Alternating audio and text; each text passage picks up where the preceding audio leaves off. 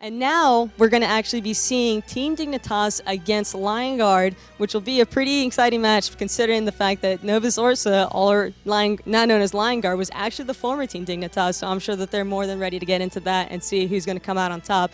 And for that, we have our casters to go ahead and take it away. Thanks a lot, Taco. My name is Tom Pattinger, joined here by Ryan Bailey. We're going to get you into our second match of the day.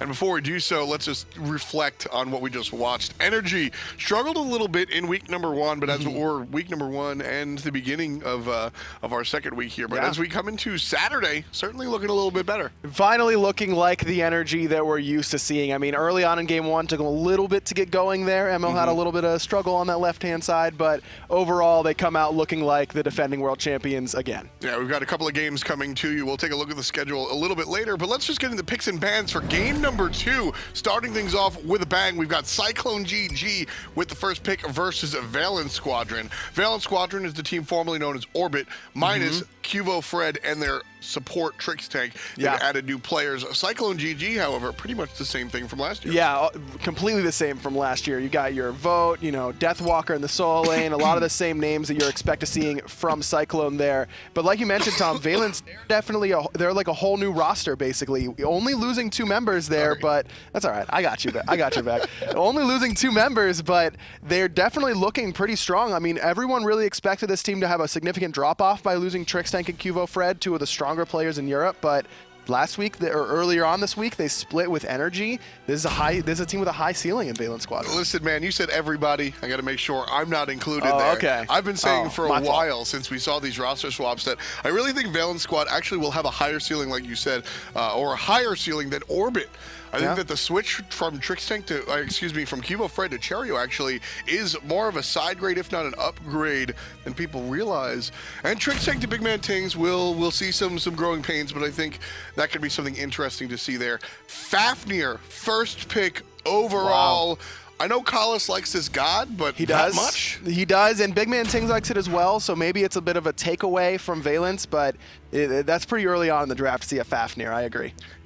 Very interesting. So the Cabrakan ban, it makes sense. Both these teams really like the Cabrakan, so I'm not too concerned about that. But Fafnir first pick, Ram and Hunbatz. There are so many other contested picks here that we're not seeing. Where's the Nike? Where's the Thanatos? I mean, there's just not a lot of...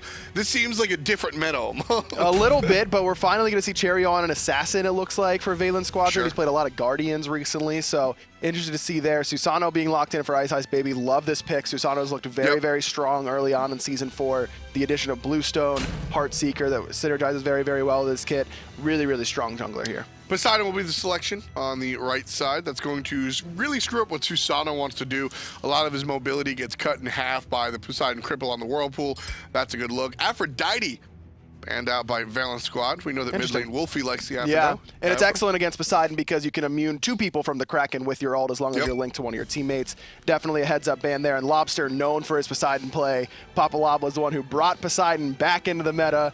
Bless up for that. I'm excited about it. Bastet will be banned out by CycloneGG. Cyclone not convinced that Hunbatz will either be in the jungle or that Xaliea will play Bastet. Yeah. I think, honestly, both of those are valid concerns. Xaliea playing Hunbatz or Bastet. Yeah. So taking them away, that leaves Valance Squad with the Terra selection for the support. That's the first time we've seen Terra in a little bit here in the SPL. It looks like she's been picked once, but the healing not quite as potent anymore. Very easy to destroy that monolith that once we added the basic attacks being able to destroy it, as well as her level 1 is very, very bad, and that's so important in the duo lane right now. Zhong, he's back already. Why do we see Zhong?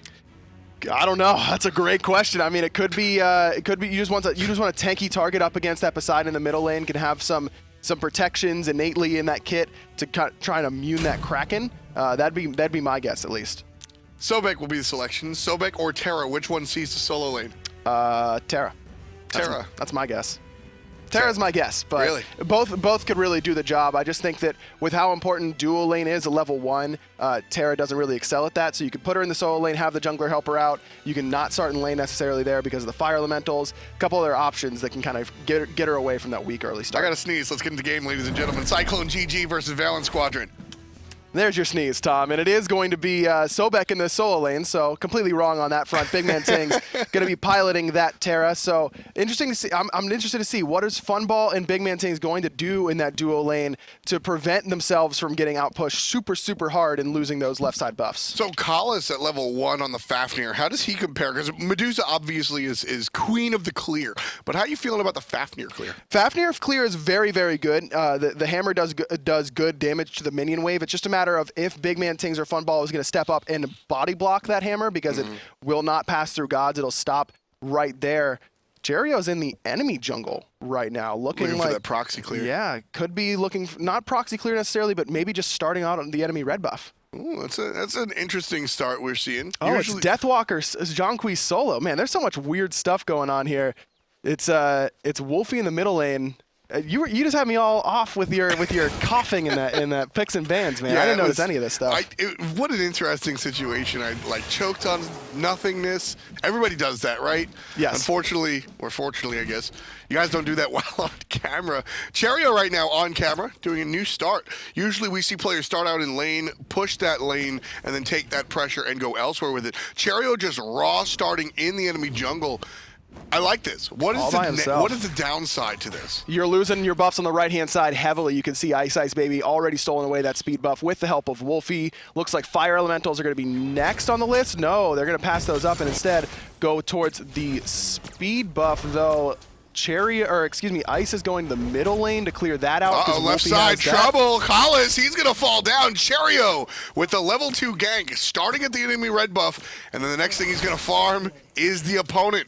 500 gold bounty going to Valance Squadron. So that's one of the advantages. You lose your buffs on the right-hand side, but you get pressure that the enemy team wasn't ready for on the left. Yeah. First blood there going to Cherryo. Ooh, okay. The Oracles are the next subject of Valance Squadron's ire, and that'll be easy peasy, no contest. So Deathwalker here on the Zhong solo. I've always liked Zhong solo. I feel like he is a warrior mage. Yes. Right? He's a very tanky He's a battle character. mage. Yeah, there you go. A battle mage is the way that you can kind of think of him. And we've seen a variety play Zhong in the solo lane because he does have those tanky qualities. He can be a frontliner if you build him that way, but he doesn't have the innate health gain per level that a warrior does, or the protections that a warrior does. He will gain those protections, you know, obviously with his passive. That's really where you're looking for with the bag of demons, of course. Yes, and it's gonna take a little bit for him to get there, but up against something like Sobek in the solo lane, where the Sobek clear isn't excellent, you're not really under threat from anything as long as you know where the enemy jungler is. You can kind of clear a lot more safely than you can in the middle lane, where you've got a lot more options for where you can get ganked from. Zhong, once upon a time, has always been about that. The ultimate is very potent until you just sort of buy Shell. Is that still the story? Is he just completely countered by Shell? Well, Shell isn't nearly as good as it was in Season 3. It took a nerf coming into Season 4. It needs to be upgraded to be the same sort of potency. So early on, it's not nearly as good. So that's why you're seeing a lot of these AoE mages like Poseidon, like Zeus become a lot more potent, because they aren't shut down entirely by that level 1 relic. So that could really open the door for a character like Zhong to find some play as well. So that's certainly what Deathwalker's thinking, who has had a fantastic Season 4. If you take my opinion as worth anything. I think Season 3, Deathwalker was, I think, very clearly the odd man out here on Cyclone. None of these players are really competing for the MVP trophy, I think, but they're all relatively strong in their own regard, and Deathwalker kind of seemed like the odd man out. Not holding the team back, but just certainly the Achilles heel. This season, however, and started in relegation, Deathwalker has certainly looked to turn over a new leaf. What do you think the biggest difference between this season and last season for DW is? Well, he's always been willing to do some sort of odd things in that solo lane. I remember during their group stages, I believe, we saw him pick up Frenzy at rank 1 as Chalk solo. So he's always willing to experiment, but he's kind of found a nice balance of experimentation and what makes him difficult to play against, but also effective experimentation. Exactly. I think there's a fine line between doing something, just being crazy, and a method behind your madness. I also believe that you have to learn the rules before you break the rules, and it felt like Deathwalker just didn't know how to do the traditional before he brought out the jank.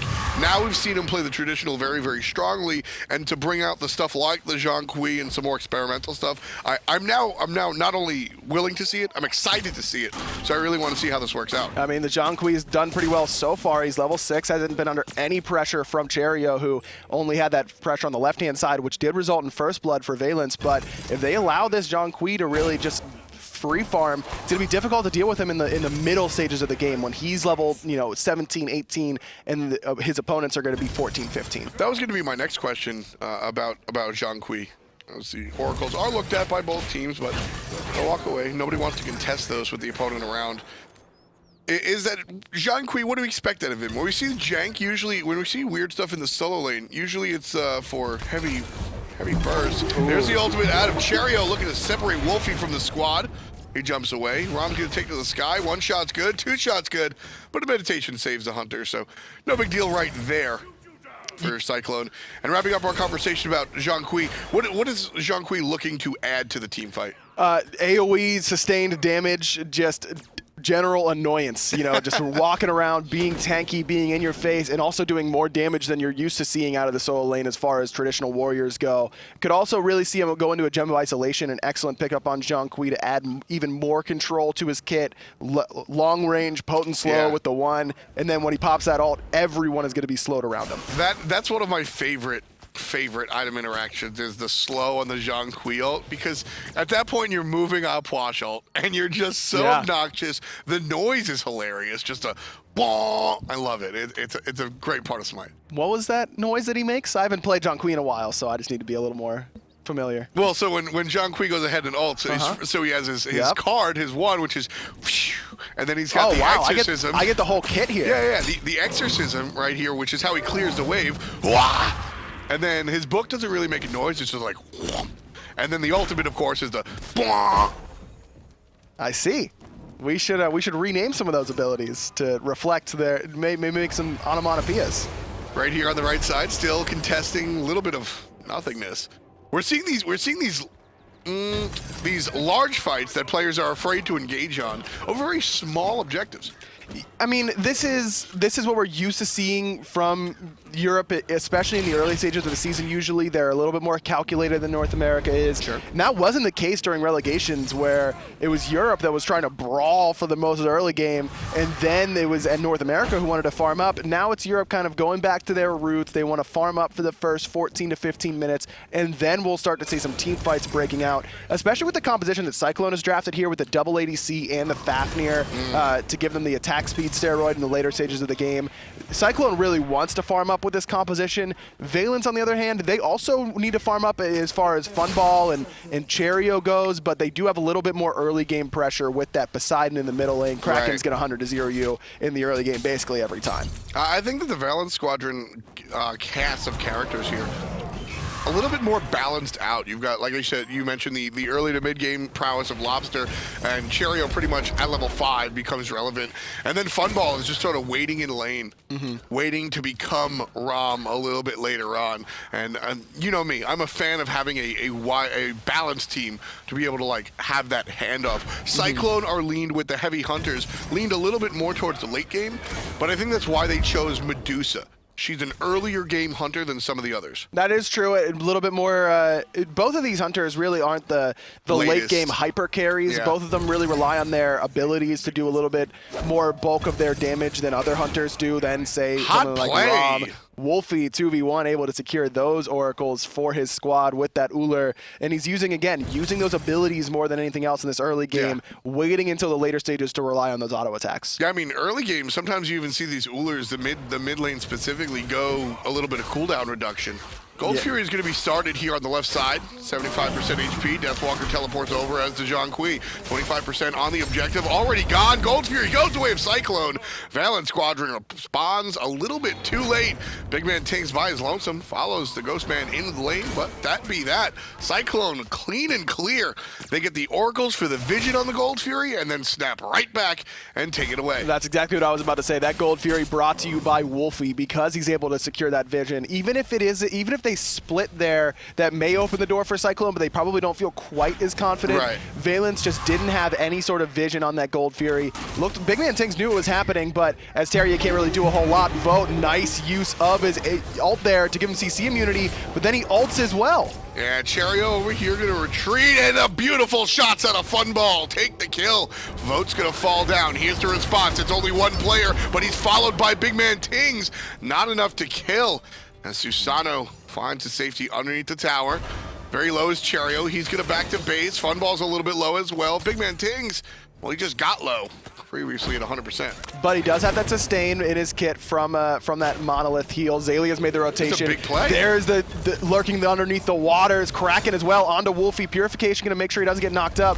Nice stun from Collis to guarantee actually get the kill onto Xaliea. Collis from a distance with the hammer locks him underneath the tower long enough for Xaliea to fall. Great stuff out of the guys on Cyclone right there. Obviously, they wound up losing a little bit. I think the gank into Valance was the stronger play if we're comparing the two. But you know, these plays don't exist in a vacuum, and you got to give the hand up to Collis for securing that kill. Without that stun, I mean, that's a walk away for Xaliea. Absolutely, and that's really tough whenever you're a solo laner and you make a rotation all the way to the duo lane. You're like, all right, I better get something out of this. Yeah. And not only do you not get a kill or an objective out of it, you lose a ton of farm on that right-hand side. Xaliea did have the teleport up to get to lane, so he only missed it 1 or 2 waves, but that still pretty feels bad to make your rotation all the way over there and just end up dying for it. Yeah, I mean, Zhong on the top of the net worth chart, certainly not the case for Xaliea, who's trailing behind by a little bit. You can see he's middle of the pack, losing by about 600 to his direct opposition. But that's what I said. When I said that's a big play, I didn't mean that,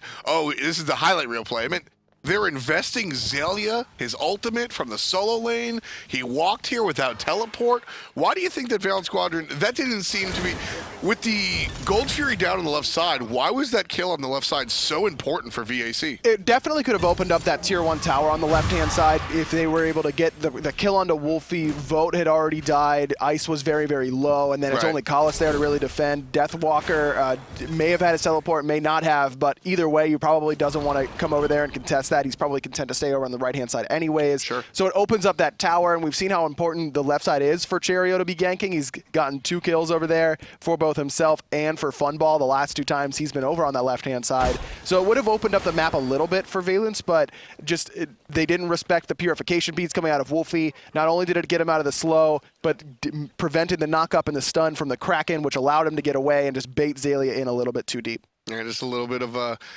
overexcitement, I guess, from the guys on Valance Squadron. Thought there was more to eat.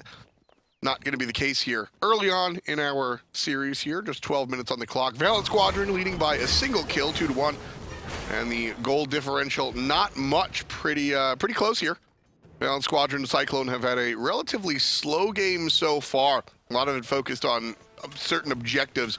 Really heavy focus from Cyclone on those oracles, which I think it's interesting. Certain teams value them higher than others. We see Cyclone really value them. Cherryo looking to get involved here. Blows the ultimate on the single player. Figured he was going to use it on the portal demon. But he didn't. He didn't have to. No, they're going to stick on it. Yeah. Cyclone still going for that portal demon, and they're going to secure it. That's 150 gold their way, as well as that extra mobility to get back into the team fight if a push goes wrong. Just a little bit of extra gold in Cyclone's favor. I don't mind that use of Fear No Evil by Cherryo. I think that he he thought that it would be. It's kind of a bluff, right? Right. Yeah. So he's like, yeah, we're all coming. Ice doesn't have purification, and I know that. He needs to be careful. But very, very nice job by Cyclone to say, I still think he's alone. You know, we can stay on this, and now he doesn't have that AoE ultimate, so Portal Demon goes Cyclone's way. Yeah, I think that right there was just a tenement to the improvement that we've seen out of Cyclone from Season 3 to 4. I love the aggression right here because they know that Cherryo's ultimate is down. If Fear No Evil is up, you don't see this play coming out of Cyclone. Deathwalker just walks to the enemy jungle and is able to pop that exorcism, and the team's going to look for the speed buff, all because Cherryo used that ultimate on Ice. Lawbster still has Kraken, though, and they have to respect that, but they're going to have to back up. But looking at Lawbster's build, it looks like right after his boots, he started with the Sands of Time and Bumba's Mask, which we've seen quite a few mid laners go for. But then directly into Mark of the Vanguard, which we haven't seen really any mid laners do as far as I can remember. If I had to make a guess as to why he's building this, it would be that you don't want to take a whole lot of dot damage from someone, or not dot damage, but just quick poke from someone like iceicebaby in the jungle, as well as that damage from Wlfy in the middle lane. I like this conversation, but let's resume it after the Gold Fury goes down. 40% on the objective so far. Valance Squadron with control over it. Beautiful ultimate by Cherryo. It's going to zone for the moment, and it's enough.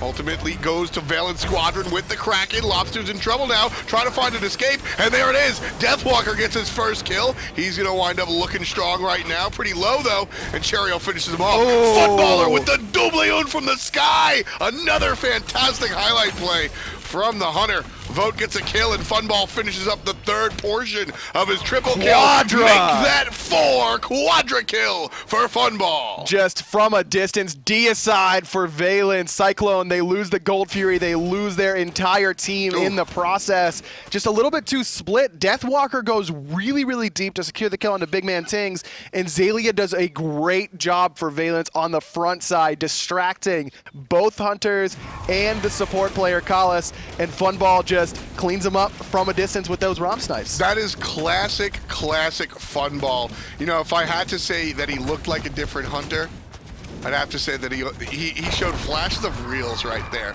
Reels always being the cleanup man, but you got to give Funball his own credit. Funball just looked like Funball right there, if I'm completely honest. I mean, it definitely has the opportunity to step into the spotlight without QVO, without Trix Tank. You know, he's always been one of the best ADCs in Europe, but probably didn't get quite as much credit as was due. Absolutely. Now is his chance to shine, and he's certainly doing it in this game. 5-0-2, been a part of every single kill for Valance Squadron early on. Yeah, and it's very interesting because Funball, now, the guy behind the character, the guy behind the scenes, Kieran, Funballer, loves the attention. He likes being the guy in the spotlight. Obviously, he commentated with us at Worlds. Fantastic guy. Such a good time. But he likes this spotlight. And like you said, with Trix and everybody gone, not only does that give the opportunity to Funball, but I think it will positively affect his ability to play, because now he gets to be, he gets to be the star here. Wlfy has to use those purification beads. Turns around, hits Cherryo with a nice axe. Going to get a little bit of poke onto Cherryo. Decides not to stand in the heal provided to him by BigManTingz. But that Cherryo got what he wanted there, and that was the purification beads out of Wlfy. Valance Squad looking for the aggression here. BMT just tanking up the tower, looking for the stun. Doesn't find it, but he finds the room. And the rest of the squad able to clean up the tier 1 tower in the middle lane. They're battling against time as the left side is being taken out by Vote completely. Dash forward from Xaliea, not going to find much, but the basics of Funball still dealing with the tower. Here comes Deathwalker from the right-hand side. Beautiful ultimate coming out from the jungle on the side of Cyclone.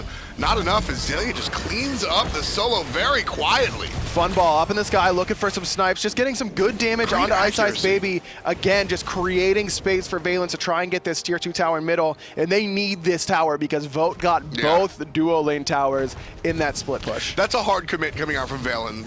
They're not tricked. They understand that the Medusa is going to go ahead and get those towers. Those towers in the eyes of Valance are much less important than this mid lane tower. The map presence that the mid lane structures give you is just incredible. But they aren't able to find it. It's so low. They spent so much time autoing away at it, but just couldn't quite find enough damage to punch through it. And you take a look at what Funball's building, you can kind of see why. Not a whole lot of power in that build. Plenty of attack speed, plenty of penetration, but not just a lot of raw power. Not like even Vote's build. He's gone for Fatalis, which provides 0 real power, but Transcendence more than enough to make up for it.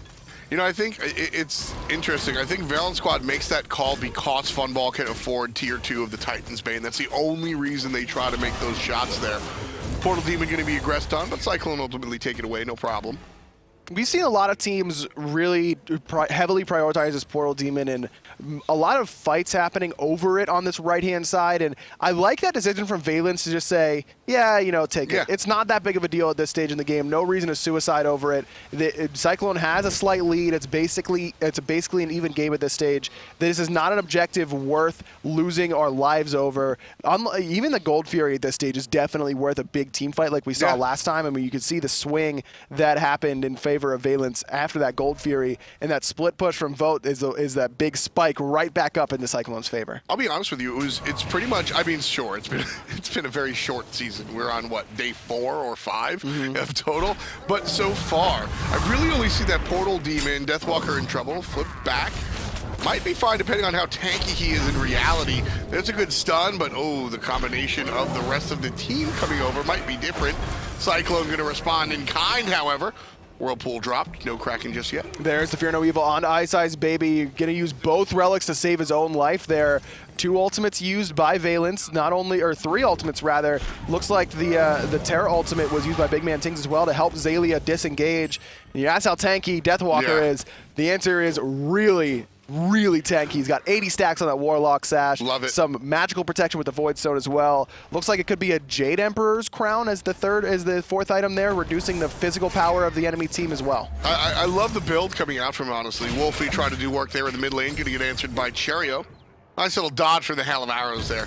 Cherryo, if he gets hit by the volley, takes too big of a chunk to stay relevant here. And Cherryo has gotten Mark of the Vanguard 4th item after his Hydra's Lament. So I really like the Mark of the Vanguard, specifically on Lawbster.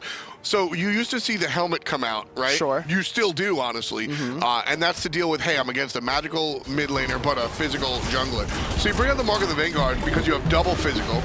Oh, Ice, he's got no relics. He's going to eat that Fear No Evil in full. Trying to get away, does have that mobility, but BigManTingz picks him up. Funball uses ultimate there just to secure, just in case. But since Ice was already dead, I'll just put 700 damage into Vote, real casually. Funball has been completely accurate. I mean, the accuracy on that ultimate, probably 100%. Gold Fury goes to Valance Squad, almost no problem. Now looking for more. Collis is going to be stunned out, jumps over to the right-hand side. The rest of the team looking for safety underneath the tier 2 on the left lane. Cherryo's going to give chase onto the support. Collis in trouble, gets zoned out, gets rooted, forced into the ultimate, flipped, and done. There's number 10 for VAC, and they're going to continue their siege of the mid lane. 2 basics, pop it down, and a big swing coming out for the guys on Valance Squad. 20 minutes in, and we see a 4,000 gold lead for VAC. And you just see the experience that Valance has in this roster. Cherryo gets both relics out from iceicebaby on the right-hand side. Immediately, Valance backs up, says, we're done fighting for now. And then when the Gold Fury respawns, they just wait for Ice to come around that corner. Cherryo immediately hits him with that Fear No Evil, and then the rest of the team is able to clean up, and that creates enough room for that Gold Fury to be taken without any sort of contention. Real quick about that Mark of the Vanguard, a big part of it has to do with Deathwalker. The ultimate, like you said, consistent AoE damage, but it comes by way of multiple little shots. So the true damage reduction, or the damage reduction, will affect all of those little shots. Mark of the Vanguard excels against dot-based characters. You see it frequently purchased against characters like Anubis, and so Deathwalker on the Zhong, absolutely one of those characters. Icing on the cake for iceicebaby's dot as well. It is 800 gold investment, so it's not free. It's not free exactly, though. You do get to sell it back for 533, which really makes it not that expensive at the end of the day, but delays your build fairly significantly. Poseidon doesn't really have a whole lot of expensive items. Gem of Isolation, pretty expensive, but then you want to go for the Fatalis, which is a super gold investment. For Cherryo, I don't really mind, considering his next items purchased was a Heart Seeker and a Titan's Bane, 2 relatively inexpensive items. Very cheap items. Batz, that's one of his greatest strengths, is that his build path is very cheap, outside of a Deathbringer usually as one of your last items. Valance Squadron staying aggressive here on the right side. No real commit to the blue buff coming out from Cyclone. It's very interesting. The lead from Valance Squadron isn't that large, but Cyclone showing them so much respect. 35-60 is how much Valance Squad are in the lead. You know, you divide that by 5, aggro, and really, what are you looking at? One part of an item for each of these players? It's not that huge of a lead. That's true, but what was the last team fight that Cyclone won? They haven't won a big team fight quite yet. Ice on the very edge of that Fear No Evil. Ooh. He saves both his relics, but he may need them. He uses the Purification there. Kraken on the right-hand side. Petrified is buying some time for the rest of the team. Vote very far in the back here. 2 fights, one in the middle lane, one on that right-hand side. Funball trying to end it off in that left-hand side, or right-hand side rather, but Lawbster, he's going to be the one to clean off Callus there. And Cherryo still fighting with Wlfy. Not going to get the kill just yet. Right side. Looks like a good disengage as well coming out. And nobody really going to fall except for Collis. Deathwalker teleports in, but Portal Demon already finished off. Valance able to secure that for themselves. They realize Deathwalker is here now, and they're trying to cut him off. Xaliea underneath there looking for the pluck, but because that card onto Lawbster creates, just gets Deathwalker out of there.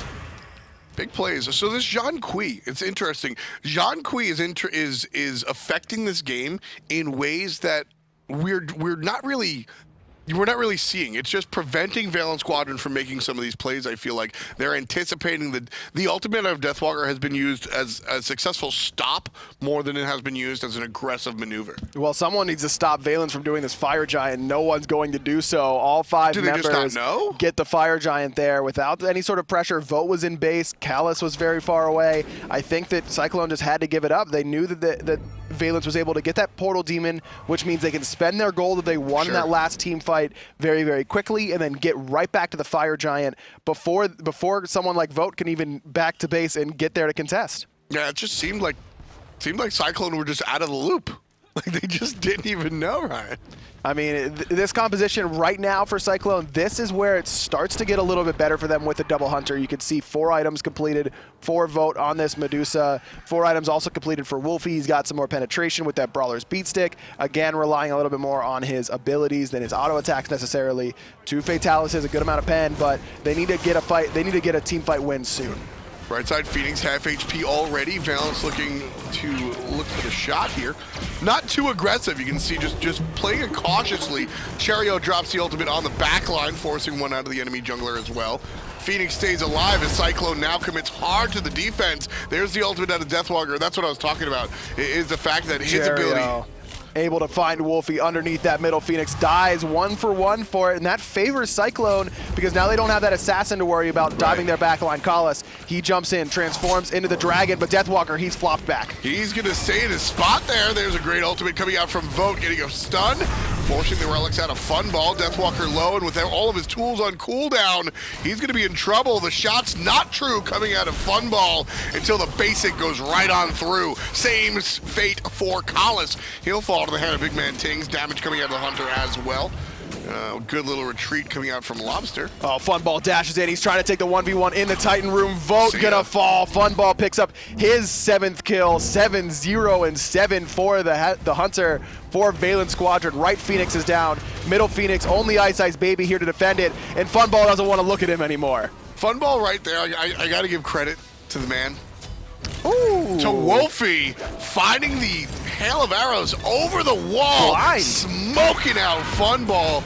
Did not expect that whatsoever. Neither myself nor Funball, I think. That came out of nowhere. I don't think Wlfy had any vision. I'm pretty sure that was blind over the wall. Shot. But he's got to be careful with Xaliea level 19. That's what Sobek does. He's just so tanky and so much damage if you don't have any sort of escape available. Wlfy had used his to jump in, and Xaliea immediately makes him pay. 3-3-2 for the mid laner, though. That's a nice little play he had to try and defend that Phoenix. Yeah, no, Wlfy, and that's the thing with this Cyclone squad is I think that Valance are playing an extremely strong game here. I think they made a couple of mistakes early on on this side of the map by the Gold Fury and some of the Oracle, paying attention to the Oracles or lack thereof. But Cyclone have not even treading water here. I think they're swimming alongside with Valance Squadron, albeit losing with a decent deficit. Cyclone have had some strong plays, most notably out of Wlfy and Deathwalker on the Zhong. I agree with you, but the composition works on paper, but Cyclone just didn't really seem to play around it. They needed to find their team fights a little bit later on after some of these key items have been completed. And Valance did a great job of forcing Cyclone to fight them because they knew that Cyclone had to wait it out for these later game items with the double Hunter composition, but it just hasn't seemed to work out thus far. Not enough front line to protect this double Hunter. It was Valance Squadron who ran the 2 ADC, 3 Guardian composition that worked very, very well up against Energy, but they had a ton of front line, they had a ton of lockdown as well, and you just can't say the same for this Cyclone draft. Not at all, not at all. Deathwalker, he's, like you said, the items need to be there. I think now Deathwalker's a little bit stronger, and he, like I said, it's been a little bit quiet. So you probably won't see this Zhong on the highlight reel, but this ultimate has just caused hard stops from Valance Squadron. It took 2 sieges on the right side for the Phoenix, and I think that's a right? If Cyclone had a couple more items under their belt, that one stop turns into maybe a counterattack and a comeback for the squad. And I think that now that the game is getting later, almost at the half-hour mark, The players have a couple more items. Vote finishing off those chin side, which is a very important point for this Medusa Hunter. I think that Cyclone, the next time they get a stop, they might be able to fight into Valance Squadron. They could, and it really only takes one team fight win for Cyclone to get back in this game quickly because of how much objective damage they have between the two Hunters and iceicebaby. You can really siege down towers very, very easily. But the problem with that is Kalas needs to be alive as well in order to tank those towers up for them if they're going to backdoor them because they don't have any other frontline options. Zhong, yeah, he's got a lot of HP, but not a whole lot of physical protection. Sure. Certainly going to watch out for that. Xaliea playing goalie here as Cyclone try to mess with the Fire Giant. Valance Squad bring it down to about 75% HP. There's the transformation from Kalas and the ultimate out of the monkey. And he gets blown up. Absolutely no support from the support. Deathwalker walks in by himself. Gets 3 people stunned out with the book. There's going to be help from BigManTingz. And he's rooted. Deathwalker is gone. Lawbster on the side. iceicebaby gets taken out by Cherryo. Vote by himself. He's going to join his team. And Wlfy, he's going to join as well. Big shots coming out from Funballer. Xaliea puts a dot on that one. Funballer leading the charge. 23,000 player damage. His slash line looks strong as well. 7, 1, and 13. Part of 21 out of 22 of the kills here during this game 1. Valance take it over Cyclone. And that's exactly what we expected to see, I think. I mean, Cyclone, definitely a strong team, still, like we mentioned, it's still together after Season 3, and you expect them to start to get up there a little bit, but Valance has just looked so strong, even for a new team coming into Season 4, definitely one of the best teams in Europe right now. Like I said, there were a couple of situations where I missed Trixtank. I think there were a couple of plays where you say, that wasn't the right call, or that was a little aggressive, and you sort of think, all right, where's the shot calling coming from? But I think in general, this team looked really strong here, and more importantly, it's about the ceiling that's going to come a little bit later. Absolutely. I mean, BigManTingz looked very, very solid on that Terra. His long-range stuns were on point. The ultimate timing was pretty good overall, and that's what you expect to see out of the Terra, just long-range CC, and then helping out that team with that global ultimate.